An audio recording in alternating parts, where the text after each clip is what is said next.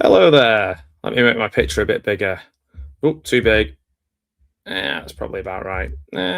No. Mm, okay.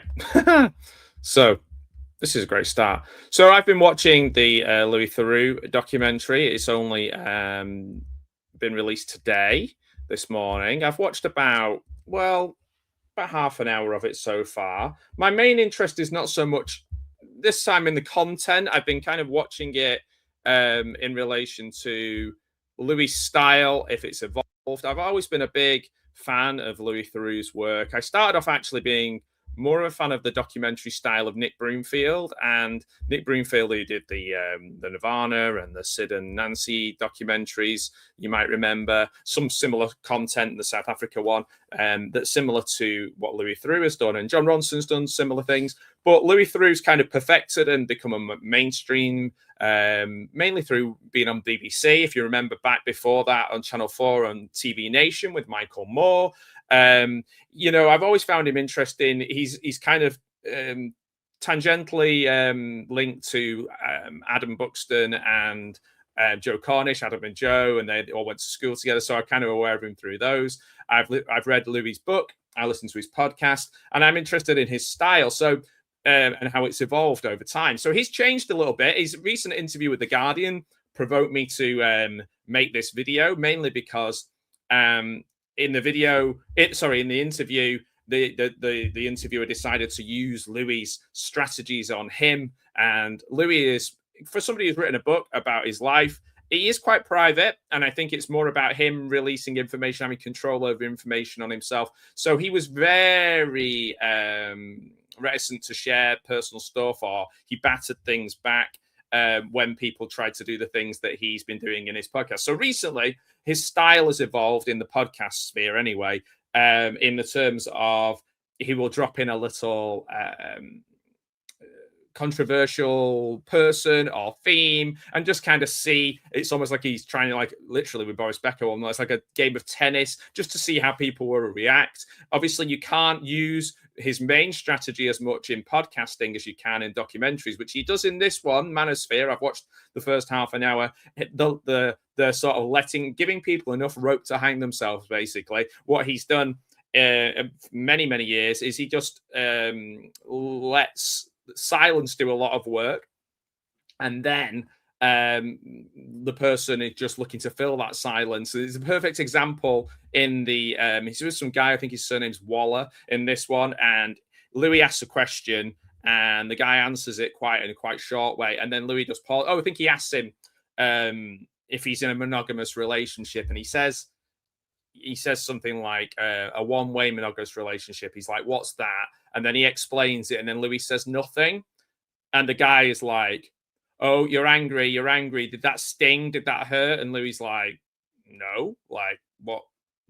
Why would that, bother me? But it's those pauses. It's amazing because obviously a lot of these people that he's meeting in this Inside the Manosphere documentary, they won't do the research. They're not that kind of person to do the research and find out about him. They don't really know who he is to a certain degree. They might Google him halfway through when they feel things are being set up in a certain way.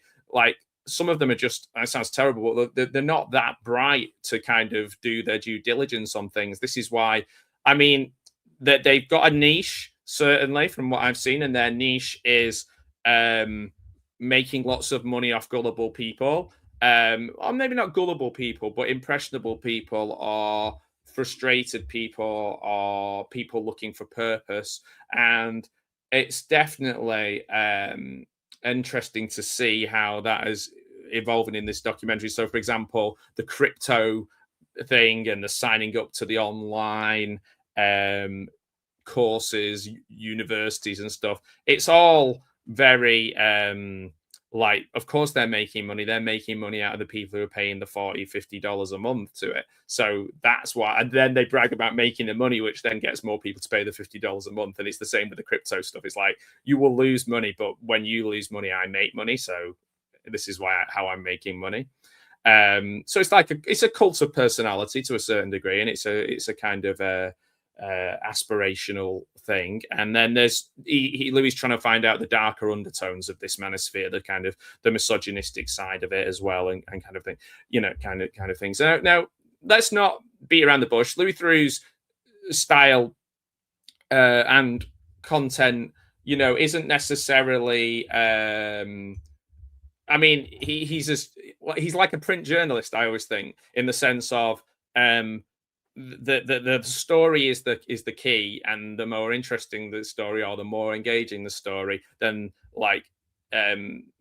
once you found a method that works, then he sticks to it. So pretending to be this kind of innocent or not, unaware person, and just letting people expose their behaviors and stuff, kind of being very benign and gentle. And it's mad that in 2026 people are still falling for it. They're literally, and then some of them, they just look so funny, as they're kind of working out how things are going, oh, I'm going to get stitched up, and they kind of, these guys are so undeveloped in terms of their maturity, that they don't know how to deal with him, other than just to talk about all the sex and money and cars that they have, which doesn't really have isn't really it's like their comfort blanket. So we're going to watch it. We're going to watch the rest of this. I've got 1 hour, 7 minutes and 38 seconds left. He has so far met HS Tiki Toki, this Waller guy who's like a disciple of Andrew Tate, and he's also met Ed Matthews, who's showing him something on this video of some sting he's done of some because he doesn't, it's just for views or what have you. But anyway, he's showing him it, and he's looking at Louis like that, trying to get some sort of, I don't know. It's just it strikes me here that they're so it's just a world of insecurity and immaturity, and they don't really know what masculinity is. It's just they're like babies. So I think it's not too difficult for Louis to outthink these people. Louis definitely has elements of now he started putting little ironic in his podcast anyway, little ironic quotes about him being respected and highly regarded and intelligent documentary maker. So he's added this little wrinkle to his thing. I don't know. I was wondering if he was going to challenge things as more, but that's just not his style in these video ones. In these actual documentaries, he will go in, he'll ask a question, and then he'll step back and pause, and then see how it goes. These are safer than some of the places he's been to and some of the things that he's done. I think people sometimes get upset that he doesn't make a statement about one side or another, but then you could also argue that that's the role of a documentarian. Now, is Louis your traditional, documentary maker, where he just sits back and lets the subjects kind of, just doesn't kind of tamper with their, no. They completely change when they're with him. I think from the moment we had Weird Weekends onwards, Louis is as much a character in these as the people he's interviewing, and that's fine, because actually he's really entertaining to watch. He's honed that Broomfield style to make it more palatable to the masses, and the subjects he chooses are usually quite interesting. Are they that thought-provoking? Not really. More entertaining than thought-provoking, but if you can watch thought-provoking documentaries, but they're sometimes quite sort of bland. So we're going to watch from we've got 1 hour 7 minutes and 38 seconds left, so I'm going to just, when you see play, if you can skip to that too, we'll watch it together. If you've already watched it, great. If not, so I'm just going to press play, and then I'll see you in a moment.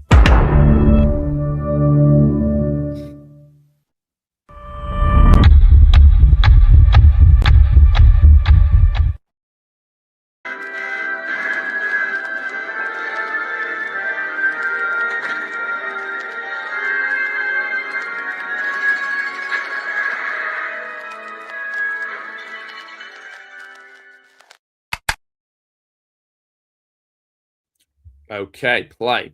So we're up to a moment where he's with this Waller guy, and he's meeting these two young lads, and they're both like, oh, he's like our biggest role model.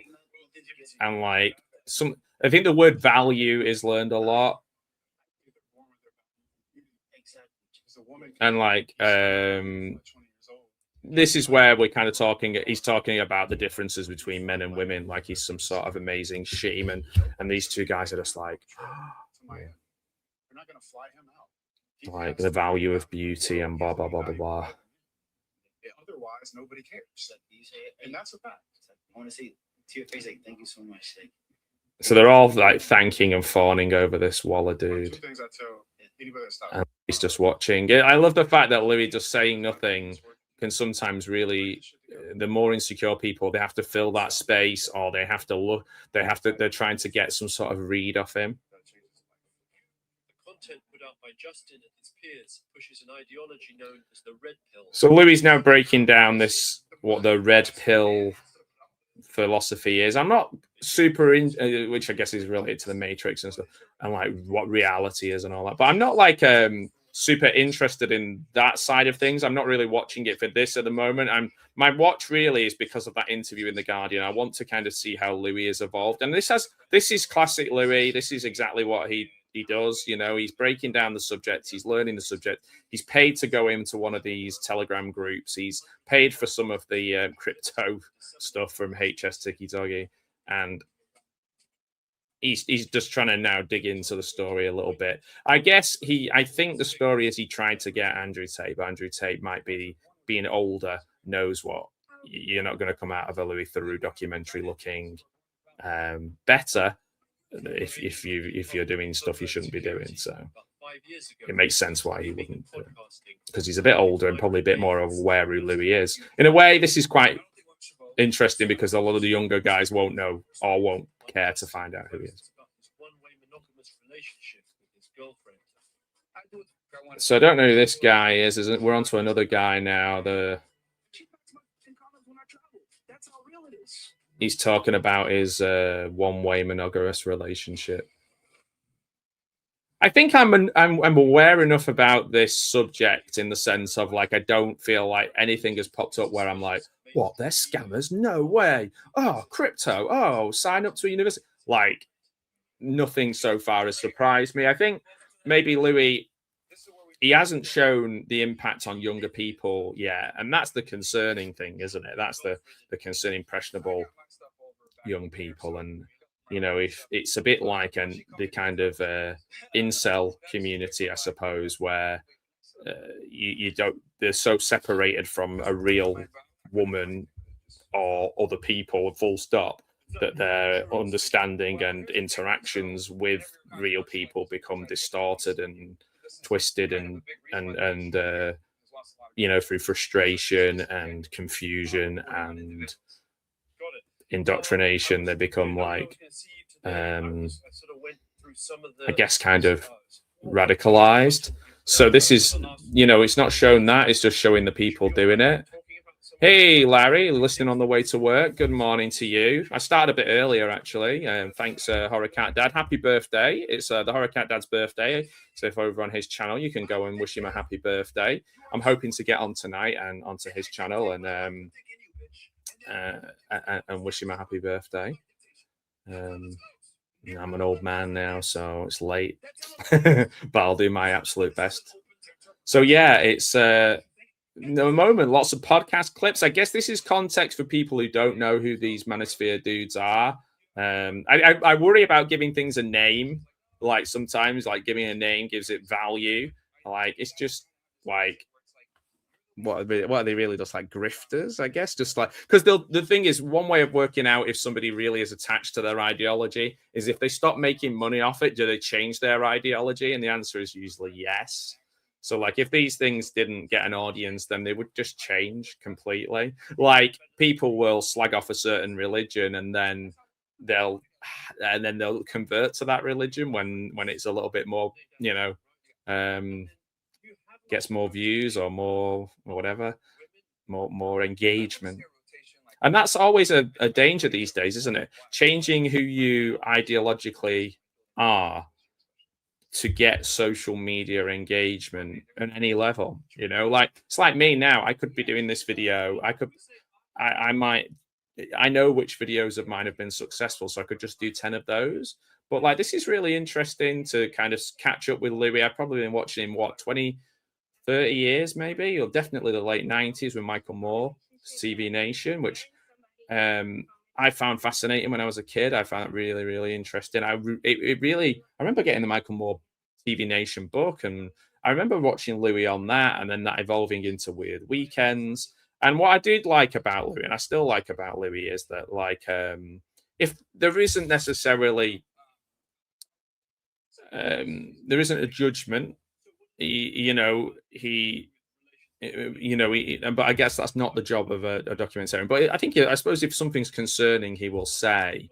I think the one thing that sits with him the most is that, like, maybe he had an opportunity to do more in terms of the Jimmy Savile stuff, like challenge more, and maybe that has changed how he looks at his role. I don't know, but like in this one, he's just asking gently testing questions. So he's asking him if he would have more than one wife, and she's kind of there listening as well. And she's not too happy. She doesn't seem too happy about that. This is the thing as well. It's like, it's quite,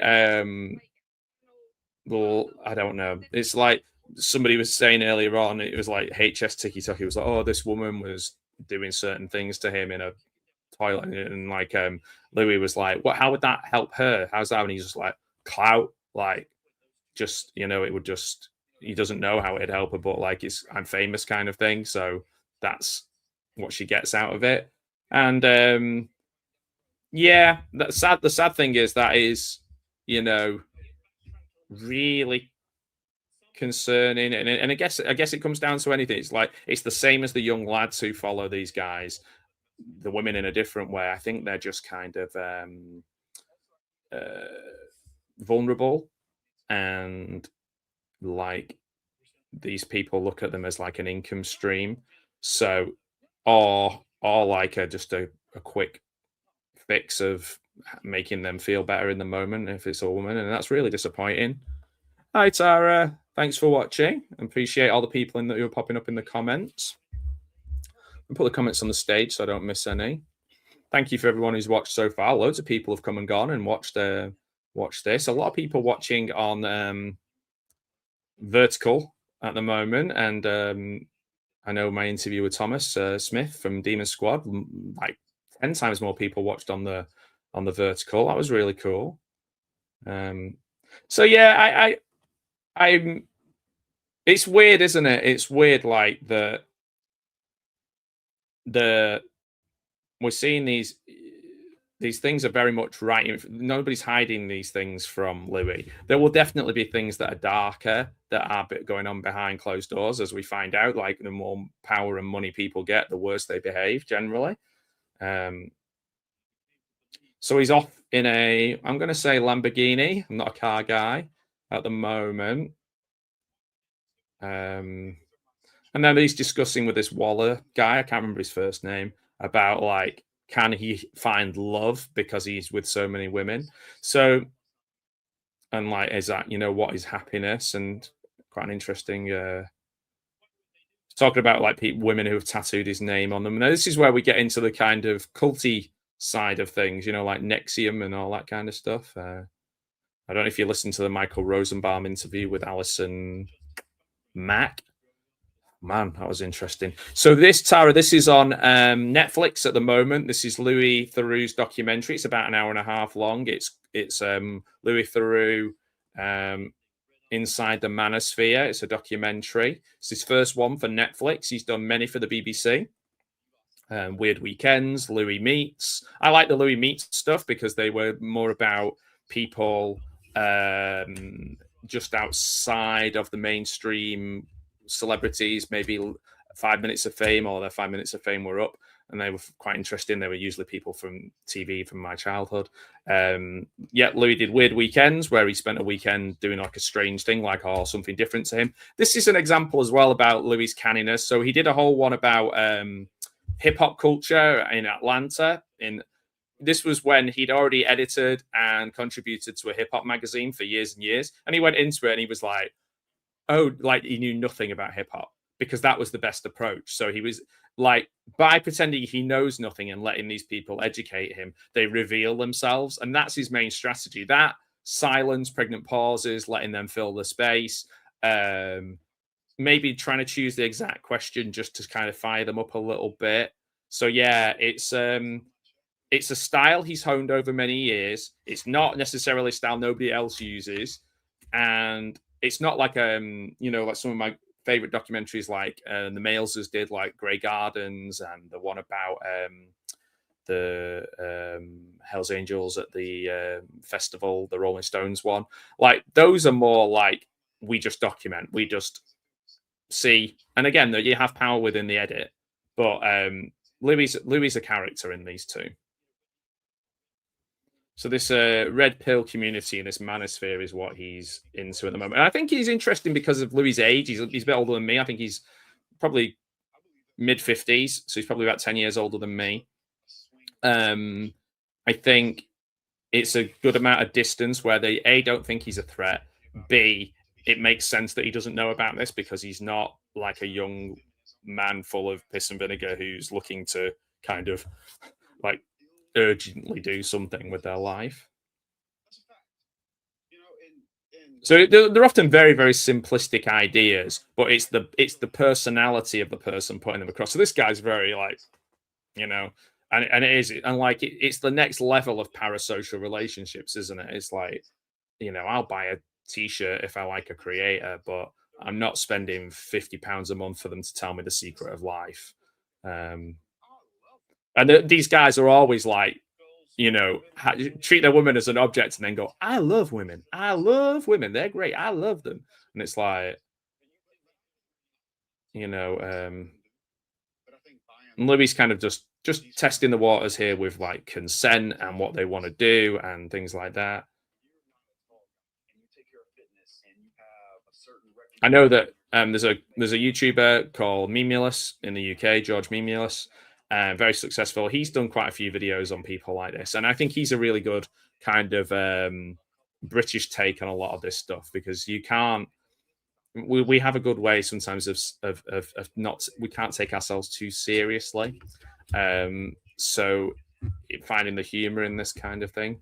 I thought it was interesting earlier on as well. HS Tiki went online and people were like, "Man, this guy's going to rip you. He's going to make fun of you. He's going to," and all of a sudden he was just like, "Oh, I'm scared." And he's like, "I've got to go to bed." He literally said, "I've got to go to bed."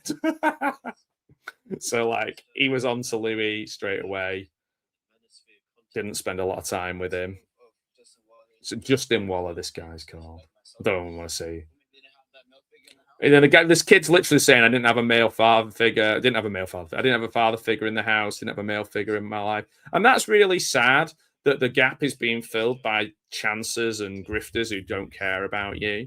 But then, without going too deep about it, that's politics as well now, isn't it? That's like, people aren't really, they don't care. There's a lot, they say they do, but they don't. They don't care. I'm so disappointed by it, particularly time and time again, disappointed by people who you think, oh, there's going to be a change, it's going to be different. And then it's just grift and lies and nonsense. And it's really sad as a 40-odd-year-old guy to still kind of see that and see young people falling for it and old people falling for it and everyone in between. We're in need of some positivity and understanding and getting closer together. Maybe if that means like the social media side of life is lessened and the connection with real people is enhanced, then that I think might make a big difference. Just kind of, you can't hate things or loathe people if you know them and you know their journey and their life and you spend time with them.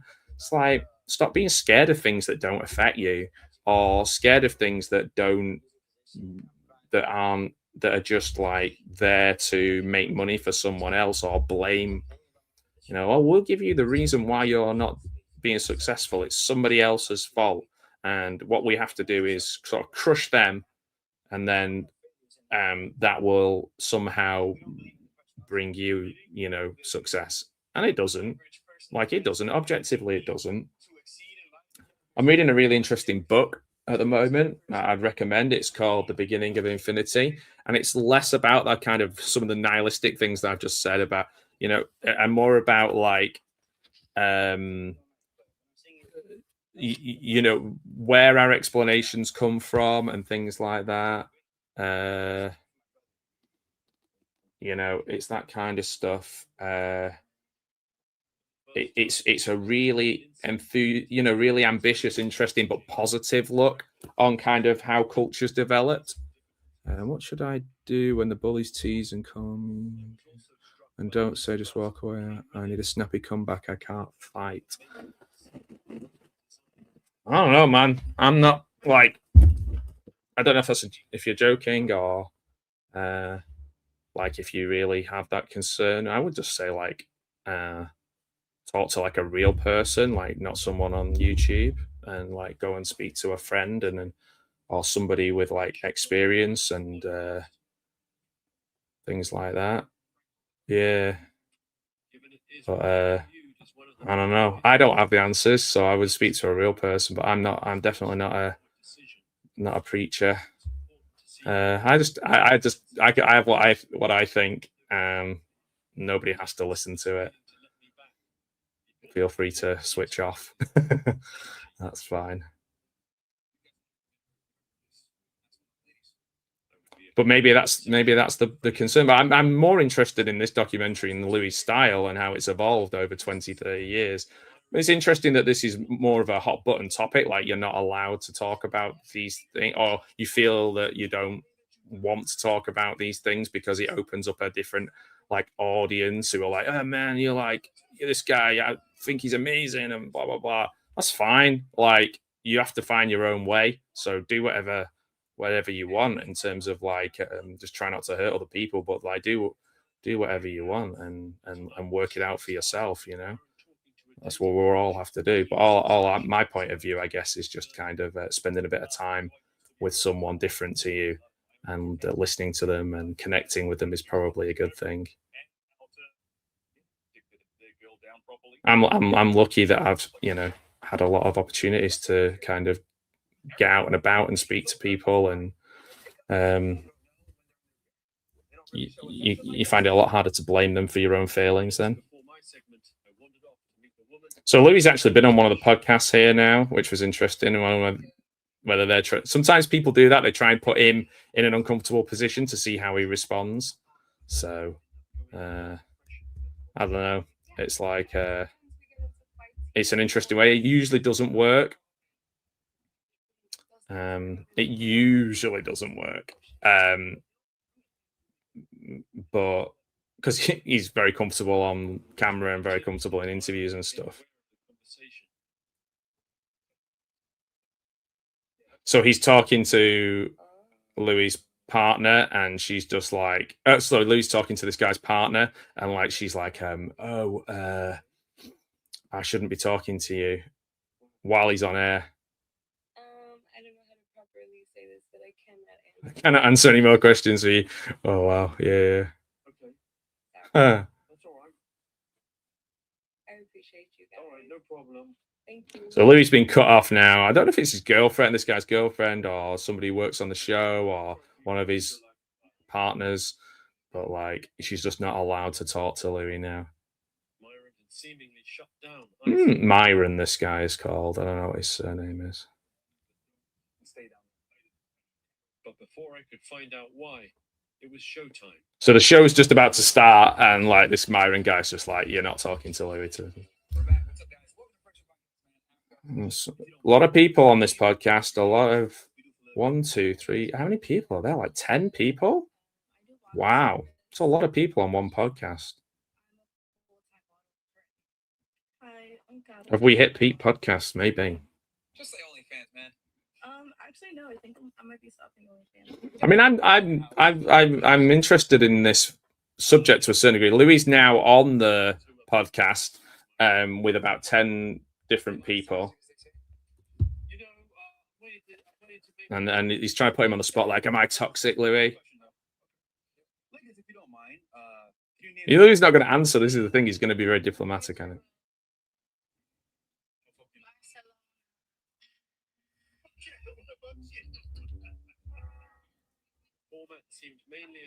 So Louis talking about the format being maybe to embarrass people. That's just me. Can we get the calculator up, please? This right here is the fresh and fit female delusion calculator. 6 foot. Delusion calculator? What? I think it's like it makes sense that there's a lot going on here. Like putting people down to build yourself up. I don't know what's going on, but it's definitely like it doesn't feel very healthy. Comparisons. Well, comparison, all I know is a lot of quotes and things that people say, like what do you call it, like idioms that people just say, or for hundreds of years. Comparison is the thief of joy, and a lot of this is kind of just stealing people's joy in being who they are by comparing them to other people or telling them they're never going to meet that certain standard one way or the other. For a fee, viewers could pay to have their comments read out live on air. So people are paying to say mean things to them on.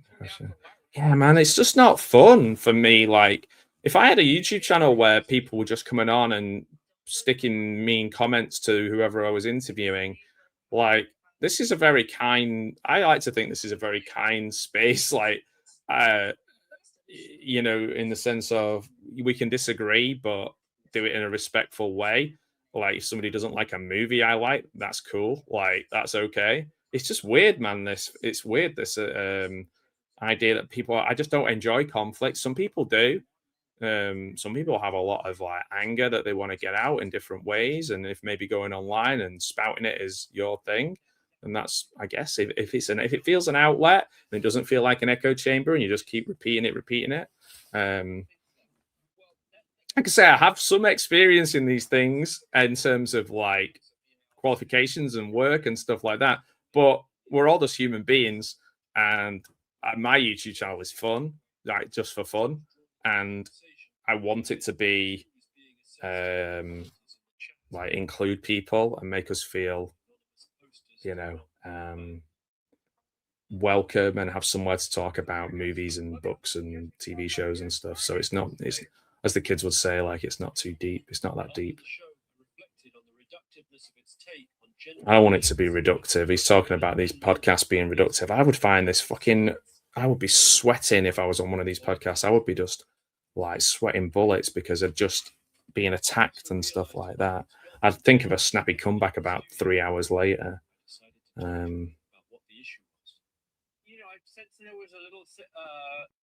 Yeah, thanks, Larry. It is a fun space. I feel it is, yeah.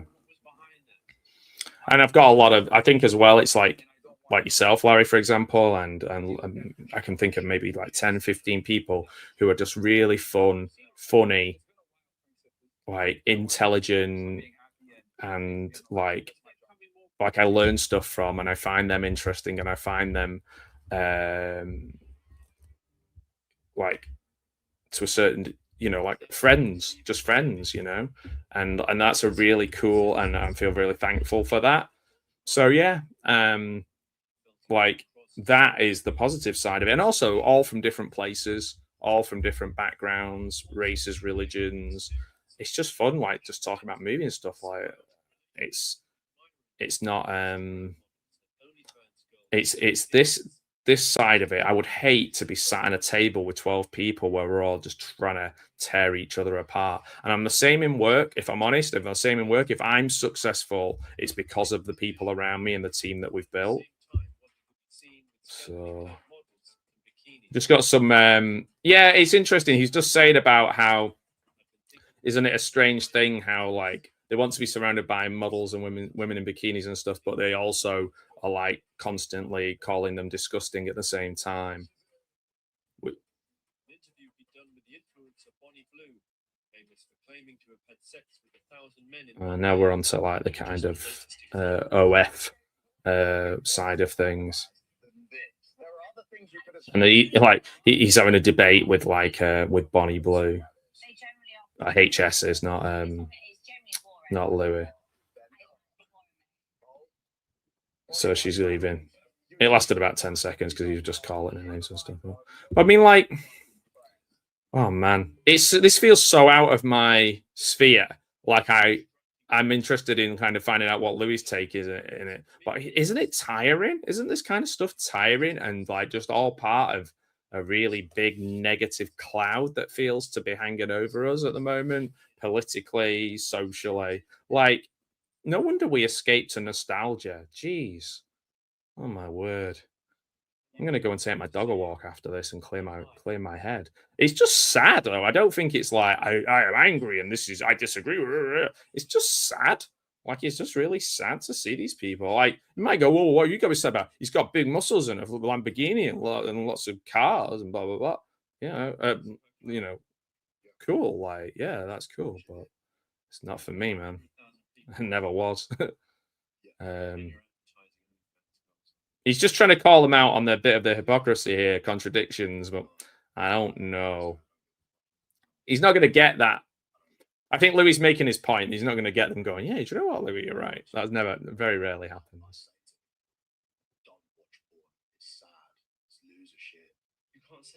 I promote it and then I discourage people from doing it, which is quite funny. Come down to the gym, I'm going to help you work out, and then you come in the front door and they just a row of donuts. Here's a box of donuts. He's like, yeah, it's like going to the gym and then when you get there saying, hey, do you want a donut? You do what you choose. If you want to go and eat the donuts, but I own the donut shop. So when you come in the gym and pay for my PT, I want this guy to be my I wouldn't want him to be my trainer, to be honest, at the gym. You sound a bit like Bonnie Blue. In what way? So it doesn't really matter what choices I make because I'm making money and my kids will enjoy a high standard of living. So my choices are irrelevant. Well, me posting a picture with a few girls is the same as getting shanked by 1,000 guys. He's just compared him to Bonnie. Are you getting triggered? I'm not getting triggered, but I don't know why you're talking shit, mate. Why not try and be a good person? He mentioned earlier on about his relationship with his mum, which I thought was interesting as well. People don't pander to their worst impulses. Like pandering, he's actually asking him some tough questions here, like pandering to their worst impulses. You know, why not try and be a good person? This is the thing, isn't it? He wouldn't have blown up on social media if he had been like going out and kind of giving like negative stuff, like hate watching and it does get lots and lots of views. That's how I can reconcile myself with the fact I get none. I don't get none. I get ones that matter. I get quality views from quality people. Thanks for watching, guys. Yeah, I guess it is. It's about like, what are you willing to do? What are you willing to sell from yourself to get things? Very, very interesting. And also not a new conversation. Like this is not, they're not inventing this style of behavior. It's just, there's a bigger audience. Can you imagine, like make a video and like 12 million people watch it? That's insane. Like 12 million people. Some agree, some don't, some like, some hate. All of those things all mixed up on one thing that you've done. And because the thing you did was like on the video is not something you were proud of. It's crazy.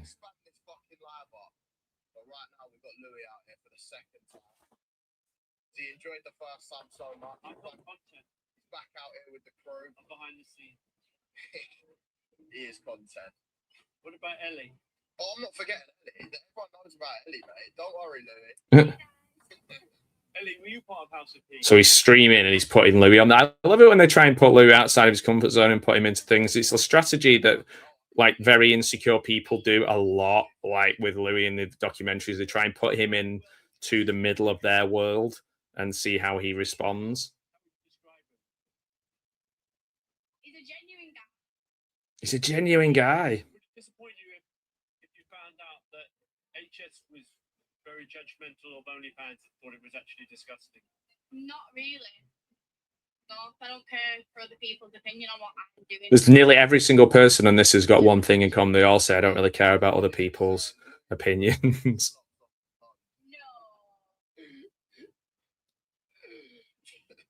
Double tap this screen up right now. Male audience, what can you expect? I think it's it. No. I'm just saying what the chat is saying, man. I've got to be entertaining the chat.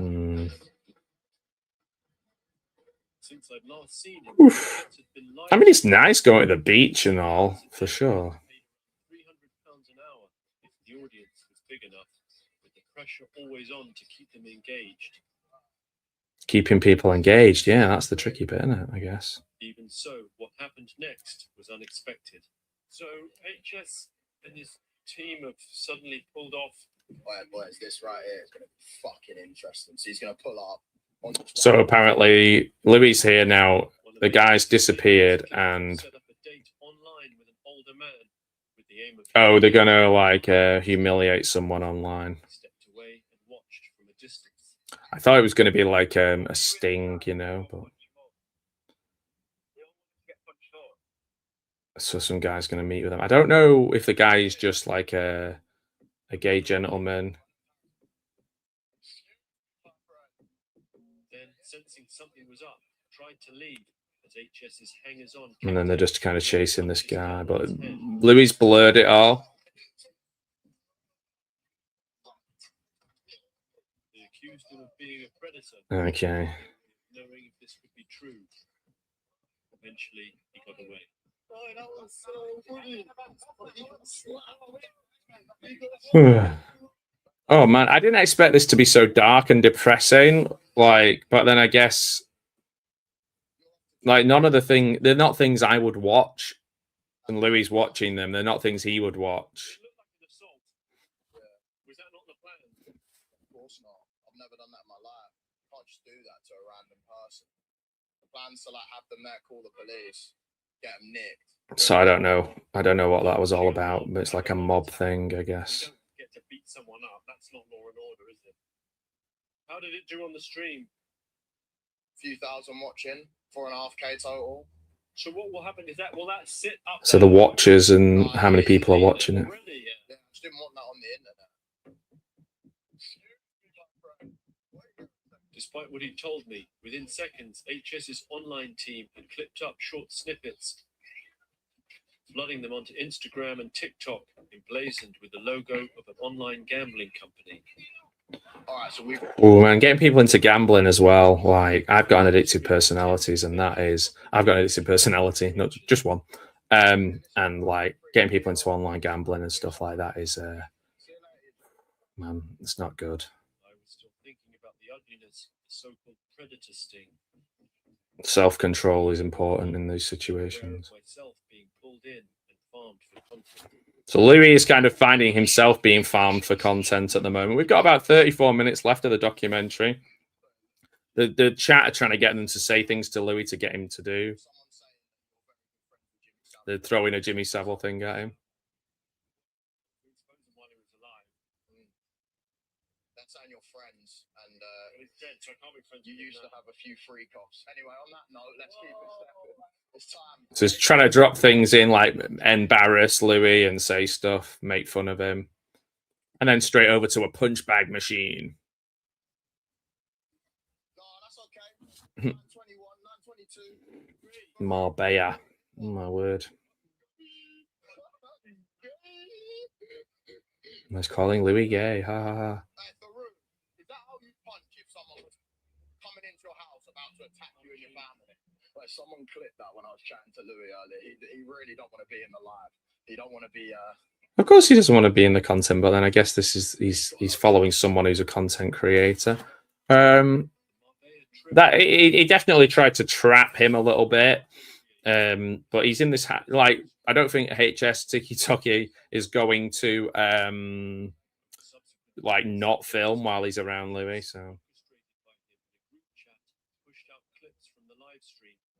and they're clipping up stuff about him.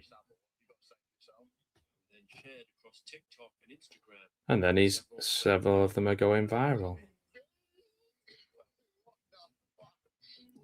And when Louis goes quiet, somebody's up. When Louis goes quiet and lets them speak, you know he's doing a top class job. And the HS is worrying now, like that Louis is gonna edit and make him look. You are what you are, mate.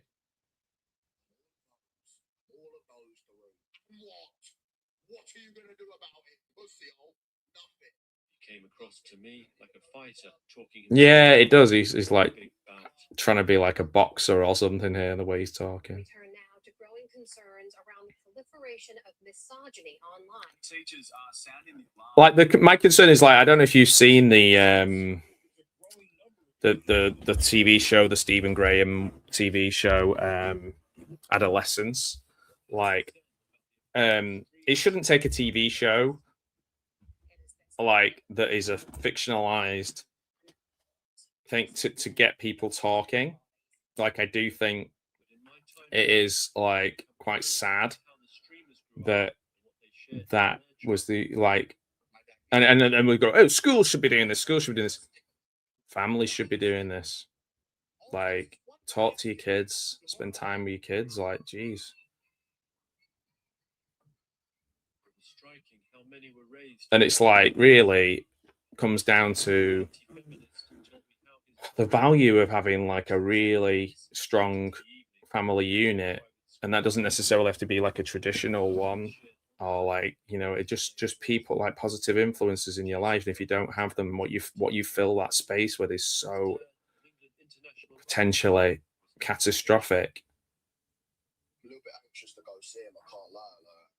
And it's like putting on this big man front. Like, a lot of these guys are like, you know, never done a hard day's work in their life, put on fake tough guy voices and accents and shout about how tough and amazing they are. It's just like, it's tiring and also really sad. It's just a facade.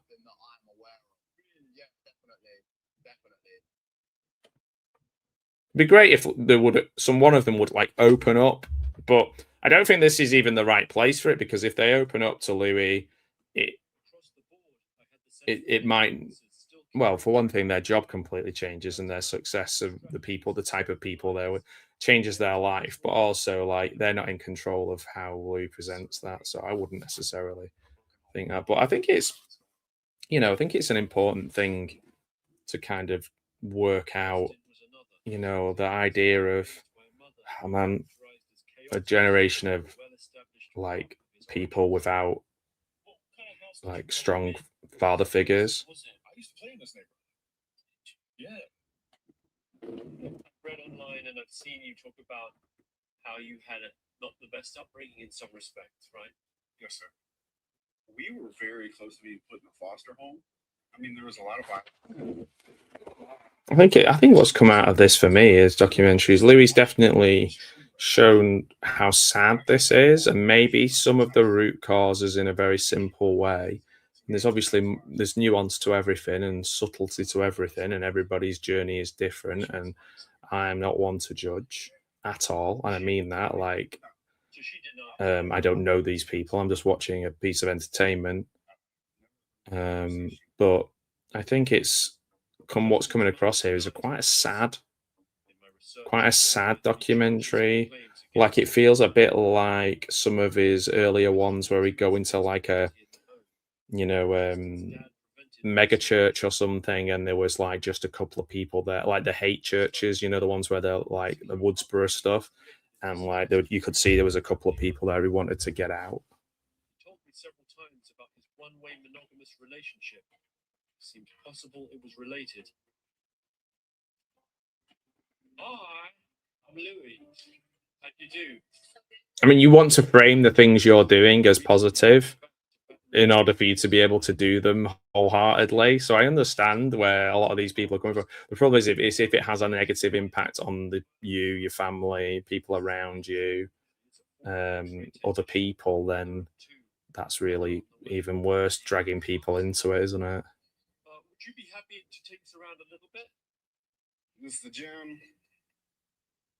Eva, show them how you swing. Show them Lambo. She has her own Lambo, the little kid. That's where bath time is every night. Do you do the bath, Justin, or is that I don't do baths or diapers. I like to tell people we have lanes. My lane is diapers, cooking, and cleaning, and his lane is working. And as long as people, we don't, ultimately are happy. But people who tend to be happy don't tend to be angrily telling people how happy they are all the time. That's my take. My previous relationship that I was in before him, I was lied to a lot. And so my biggest thing with him was like, honestly, we're more likely to listen to people with like a social standing now, I think, than we are than a scientific or a like a background of kind of study and knowledge. We're definitely more likely to just listen to somebody who has a charismatic delivery system and is quite loud and has a lot of followers. That's why I've been really enjoying this beginning of Infinity. I'm not selling the book or anything, but I'm really enjoying the book because it's like an ambitious look at maybe not like some of the things that have held us back, but like how have we done it? Like finding explanations in things. How do we find the explanations in things? And like do we just look at things like realism and just say like if we can see it and touch it, then it's true? But like how, if somebody tests the boundaries and tries something new, how do we kind of take that? Do we take that as have they tested it? Have they studied it? Or is it somebody who is like, oh, it's Dr. Thingy, so therefore it's right? Like these, I found the first, I've only read about 4 or 5 chapters, but like,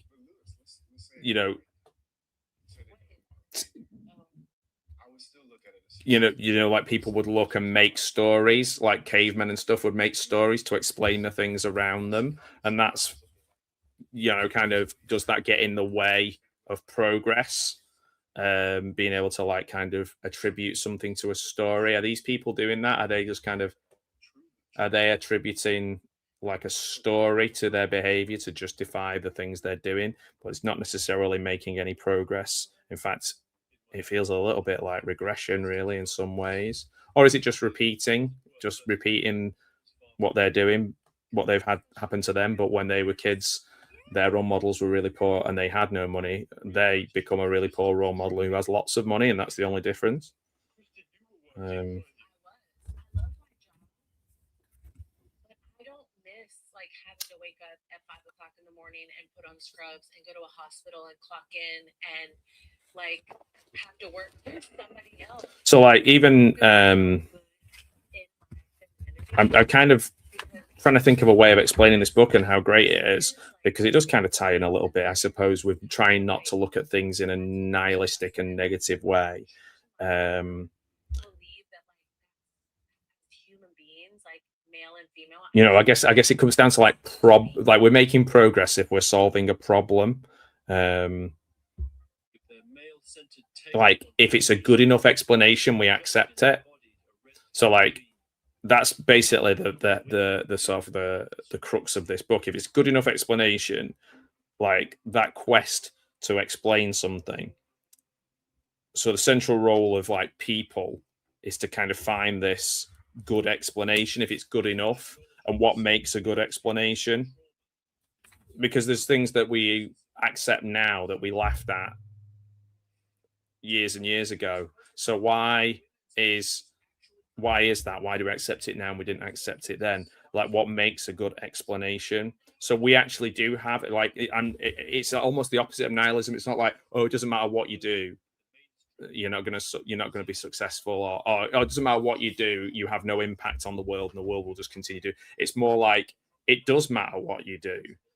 You know, it's just how we get to solve that problem in a way that is acceptable, and that's the hard bit. But it's actually real. I think that's a really positive message that we can kind of progress and move forward. It's just we might not know in the moment what progression looks like, but I'm pretty sure it's not selling crypto. I'm pretty sure like progress doesn't involve like kind of sort of crushing other people.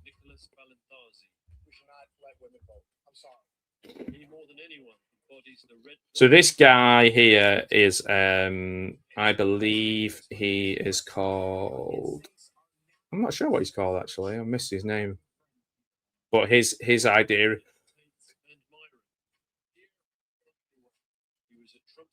Nico, I think he's called. So I think, is it that he is his thing is that he's just like, I'll say whatever, and with that, you know, I'll say really outrageous stuff, and he's got no boundaries with that, and that's kind of to push himself to the top, and that kind of ties in with like people's political agendas or money making agendas. So Louis going to go and see him. This guy, I imagine, is like 100 times bigger than, you know, HS Tiki-Toki and people like that.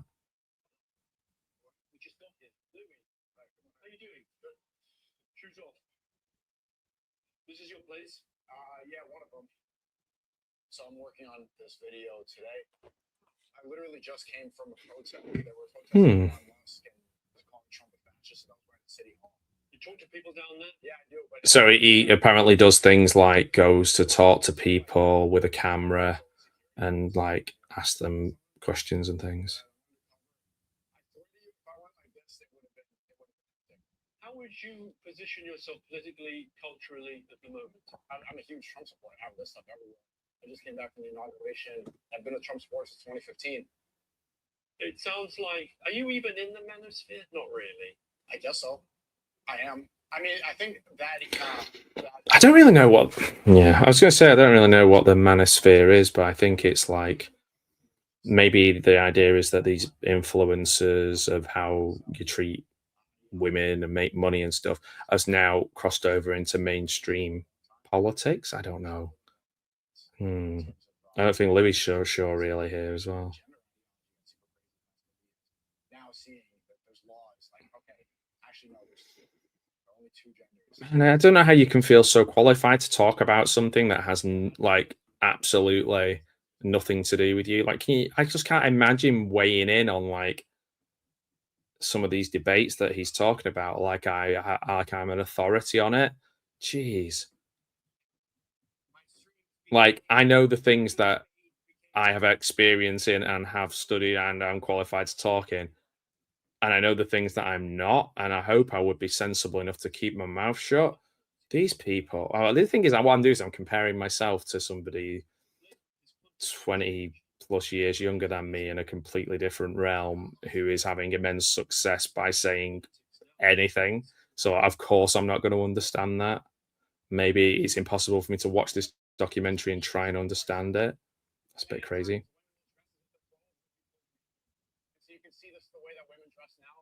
So it's funny how they kind of talk about like kind of religious stuff, and then on the other side of it, like there is the way they're treating people doesn't feel very Christian, you know.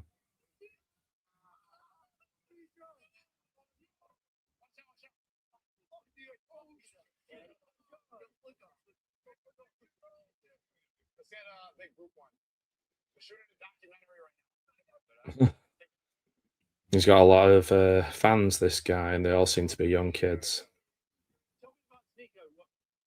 People heard the wrong things, and I think generally he's not that bad of a person. But my God, appreciate that.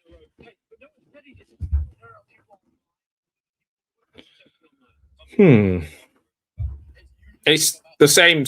Probably this is a little bit repetitive. This part of the documentary, because it's the same story for each of these people. Like the American guy, the British guys, they've just got different levels of wealth, but they're all saying the same stuff in the same way, using the same methods. Oof.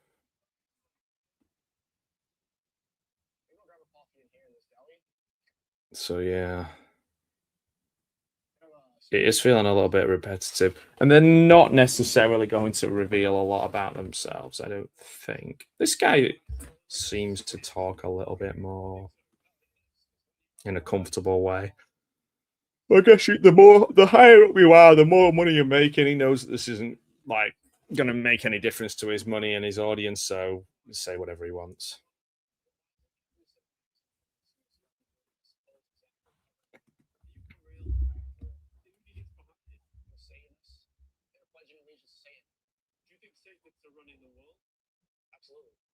So this guy thinks Satanists are ruling the world.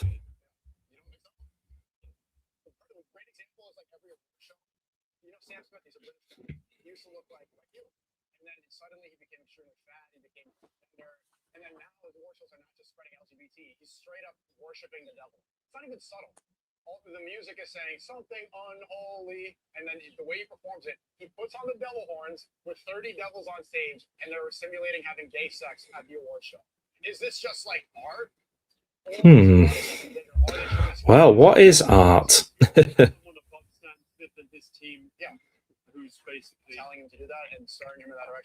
So they're discussing Sam Smith. I don't really know enough about Sam Smith to comment on him. So it's weird. It's like a combination of like religion, gender stuff. What do you call them? What are those things called? Conspiracy theories. All kind of rolled into one. I guess whichever gets the most amount of views is what you'll talk about at that time.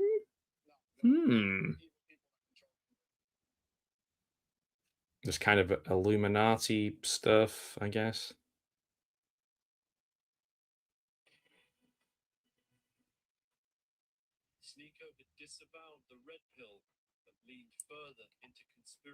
So he's gone. Yeah, he's not as bothered about the red pill stuff, but he's more about like he's leaning more into conspiracy theory stuff, and he's gone more away from women stuff. This guy apparently more to do with like religion, like weighing in on stuff.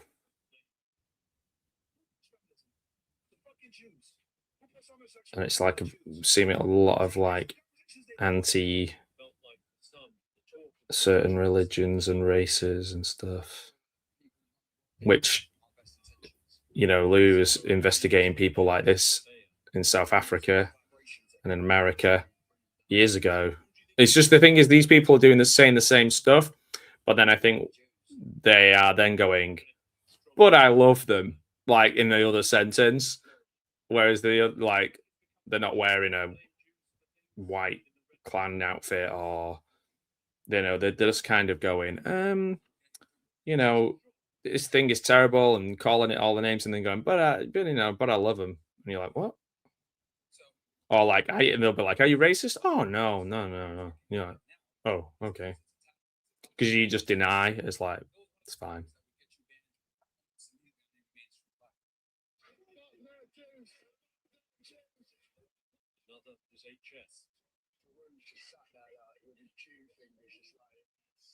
Seemingly leaping onto a bandwagon of hate because he knew it was so shocking it would be clippable. So the bandwagon of hate, yeah. It almost felt like an inflationary spiral of racism and bigotry in order to get people's attention that this could quickly escalate. Yeah, definitely escalating. Stranger still, it seemed to me, it was all with the aim of selling products. Yeah, so it's like they get into a fight and they're still trying to sell products to teenagers. I guess no, man. I mean, we watch boxing, we watch MMA, but like maybe there is like a market for just people watching. I mean, blimey, when I was at universities, kids were passing around. Do you remember bum fights? They were passing around bum fights DVDs. So like, it was something I was just like, we need to have a hard line here that this is wrong. But There was loads of people who loved that. I don't know. It's the allure of something being that you're not supposed to do, I guess. Can't think of the word off the top of my head. But it's that allure of doing something you shouldn't be doing. Watching something you shouldn't be watching. It's funny how he's like doing these sort of videos about Louis when he's not there. Like, you're calling me this, you're calling me that, as soon as he's gone. It's just, he's nervous because I think he's finding out more and more about him. Social media following up, mainstream papers and TV shows taking notice. The digital world he inhabited meant that instead of being casual, he was riding high. Riding high.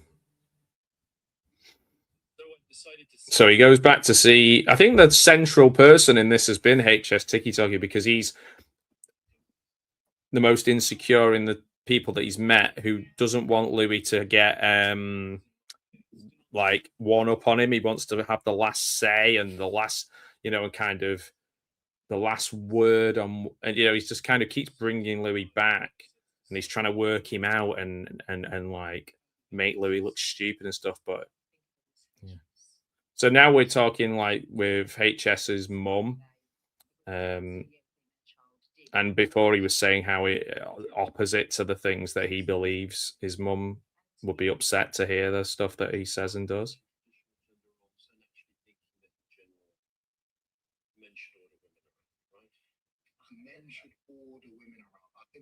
And now he's backing up because his mum's there. I mean, why do this in knowing that it's going to be, you know, you're going to have to walk back the stuff you said when your mummy wasn't there?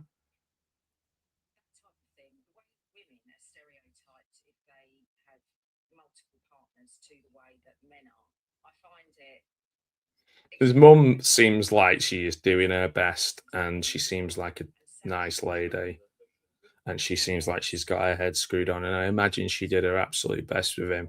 And in some ways, like I think she gave him like she's done, you know, I don't know the ins and outs, but she seems like a nice person. I think she sent him to like a nice school or what have you, but then again, what do we mean by nice school? You know, the environment there might have been very negative for him. Who knows? Might have played into some of the stuff that we're seeing now. But then again, you could be watching this and going, but he is mega successful. He's got millions of subscribers and money and all this kind of stuff. So, you know, that can't be argued against. I'm not homophobic. I've got a gay mate. That's not homophobic. The other thing was some of the anti-Semitic things that you were saying. He's Jewish. He's Jewish. Oh my word. It's getting very Ricky Base in The Office now, this. It's getting very Equality Street, this.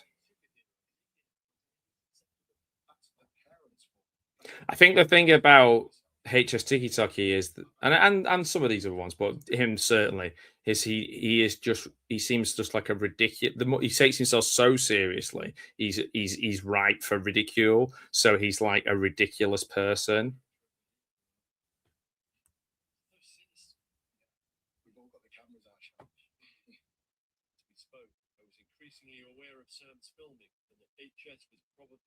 Streaming to our live audience.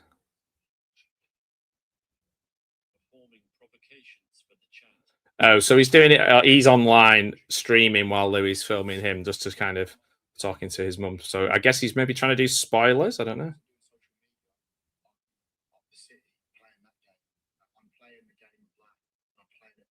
Do you remember that game? He said, "I'm playing the game of life." Do you remember that board game, the Game of Life?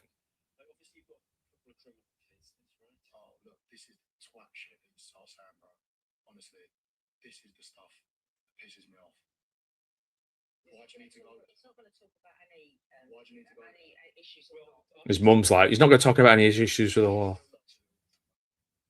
Done it just to get a reaction, so please don't, or else it will end. If you don't agree with what Harrison's doing, then why are you making money off of it on a program by publicising it? You're doing it because you think. She's challenging Louis now, like, why are you making this show about him if you don't agree with it? Why are you making your money off people? She's like, even with your mate Jimmy Savile, you chose what to cut. Do you know what? I get Jimmy Savile energy from some of the Manosphere figures. Jimmy Savile used to work. HS seemed to have changed tactics to put me on. He's putting him, trying to put him on his back foot. Committing genocide. You're a puppet. You can't say what you want to say. You want to think about what You're a puppet. Yeah, he's like literally throwing questions at Louis, and he's just like, I don't want to answer them. So he's like, you're a puppet. You can't say what you want. It's like, no, Matt just don't want to say it. I don't do this bullshit edit you guys do, where this wouldn't be in the show, because I'm real. He's wanting to really crush Louis. That's the only reason he's brought him back. I don't give a fuck. This is why I say what I believe, and I don't need to edit anything ever. Nothing needs to be edited out. Okay, yes.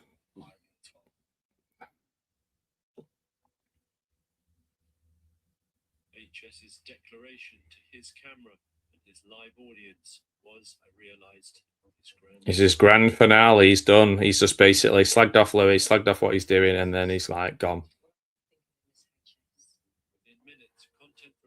And it's been clipped up within minutes of him finishing the conversation. I think somebody had told me or seen this and put out and clip farmed and what have you.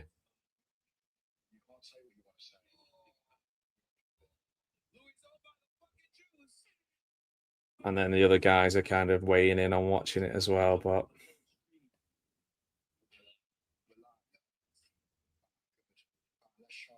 so it was all like, he watches the beginning part where like he said he's going to come back and kind of, you know, like crush Louis. That's the whole purpose of it. His mum's there as well. So maybe like his mum's complicit in this, or does she think that like maybe she thinks this her son can do no wrong? I mean, he seems like he lacks boundaries. And that's not necessarily her fault. I mean, she's got she had a part in that, I guess. But she said, so don't embarrass me and don't be rude and all that. So, you know, it's a reflection on me. And then he's just kind of done what he wanted to do anyway.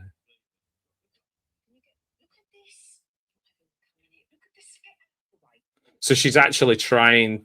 I don't know. I'm getting a really confused mixture here of what he's like with his mum and what he was like with Louis there, and then he's just ended up losing his temper and like, I don't give a fuck, I don't care.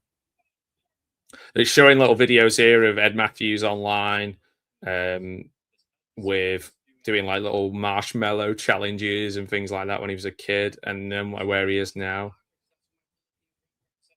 Sneeko, age 15. It's kind of just showing. I think that's actually quite telling when you see these people. He's just put growing up online in a world that's changing dizzying speeds, and now look at him. Yeah.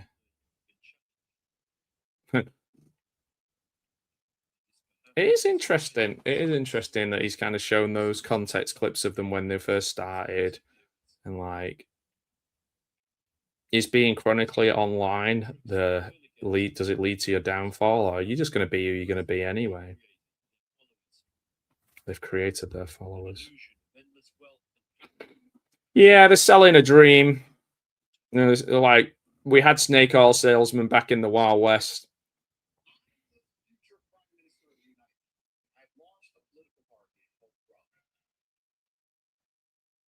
It's, yeah. Never has snake oil been so popular.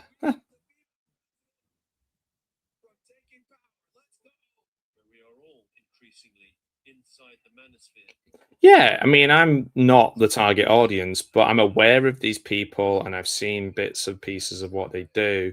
Therefore, somebody who's actually looking for it, or their target audience, then, well, they'll be seeing a lot of it. So it's just finishing off by saying HS has been arrested. And but he's not had to go to jail. 1 year suspended sentence. I think he crashed a car and ran away. Driving without insurance. It's ticky-tocky. Myron and Angie have broken up. So that was the woman the guy was like, oh, I've just got this, you know, I'm monogamous and my wife isn't. No, the other way around. My wife's monogamous and I'm not. Who else have we got? Sneeko has been unbanned on YouTube. He instantly regained 2 million followers. Is that it? Ready? Oh, Louis going back to punch the thing again. And he's punched the punch bag and he got 882. Louis got a new personal best on the punch bag. That was a funny way of doing it. I think that would actually piss off HS Tiki Toki, because he'd be like, you know, he thought he got the Louis' wife was an executive producer on that. An interesting final word there in a funny way. I don't know what I was expecting from that. Maybe I got a little bit deeper than I thought into the documentary rather than Louis' style. But Louis' style it was classic Louis style, really. I just think maybe because it's so close to home in terms of like you see so many people influenced by this that it just makes it feel quite sad. I don't know. I mean, you don't always watch a documentary. It's not going to cheer you up, is it? Nothing real positive came out of it, I don't think. But does that help? Will that help someone? Will someone watch that and think, like, I've been kind of blindly going along with this, and actually it's not that good? I don't know. Or is it literally just documenting it, and we'll look back at it in 10 years' time and be like, yeah, that guy's prime minister now? It's crazy. I was watching the documentaries the other day, the Vice documentaries on reality TV, and the guy who did Survivor, and then he started The Apprentice. And I was just thinking, if he hadn't started The Apprentice, then like America would have had a different president. I'm sure of it. That's mad. Like, the power, and then it's a bit like now. It's like people on social media, on YouTube, and mainly the streaming people. They're going to be the people that are running the place if we're not careful in 10, 20 years. Wow. Okay. I didn't even get to do my Louis Theroux impression. Are you okay? Is this all right? Okay. Is this something I'd say? Okay. It's not the best. Thank you so much for watching this. I appreciate your comments, positive ones, or negative ones framed in a polite way are fine too. You can disagree with anything I've said. I'm not really sure what I've said, really. I mean, hopefully try to keep it more about Louis, who I've always found his stuff really interesting. I prefer Adam Buxton style of interviews. I think he's a better interviewer, podcaster. His books are great as well. There's like an emotional connection there that Louis maybe doesn't do, because Louis keeps that documentarian distance. But I think when it comes to documentaries, they're always entertaining. And, you know, it would be disingenuous for me to say that I'm looking for anything more than entertainment. So, thanks for watching. The Manosphere documentary is over. Where do you think Louis will go next? What do you think he will do in terms of his next one? Would that have been any different if it was on BBC? Probably not. It's felt very much in keeping with his normal stuff. Yeah. Not got much more to say. I enjoyed it. I enjoyed talking about it.